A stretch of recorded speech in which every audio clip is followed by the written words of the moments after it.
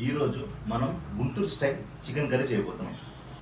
Tomatoes, పచ్చిమిరపకాయలు, మనకు కావాల్సిన స్పైసెస్ కారం, చికెన్ మసాలా, సాల్ట్ అండ్ పసుపు.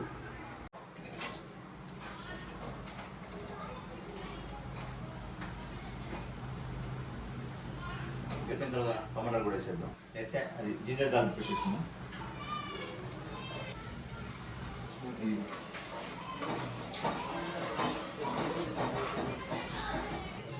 ఇంకా టమాటా స్టార్ట్ చేసుకుందాం.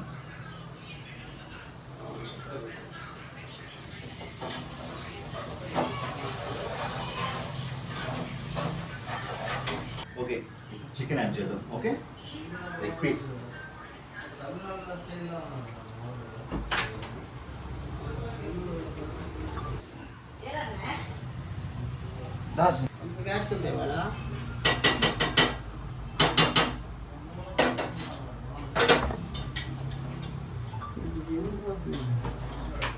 అన్నా ఇల్లుందన్నా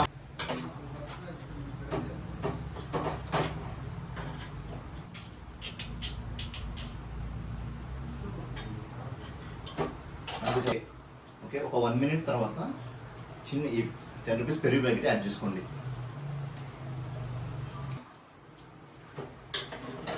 ఇప్పుడు ఒక 10 minutes ఒక సిమ్లో పెట్టేసి మూత పెట్టేసుకోండి. ఓకే, ఒక 10 minutes అయిపోయింది అండ్ గ్రేవీ కూడా కొంచెం బాగా వచ్చింది. ఇప్పుడు లైట్గా ఒక గ్లాస్ వాటర్ యాడ్ చేద్దాం అంతే, ఎందుకంటే మనకి థిక్నెస్ కావాలి అందుకని. ఒక గ్లాస్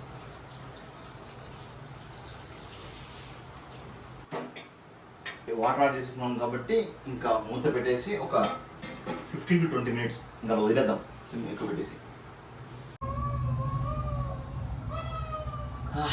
ఫైనలీ మన చికెన్ కర్రీ రెడీ అయిపోయింది.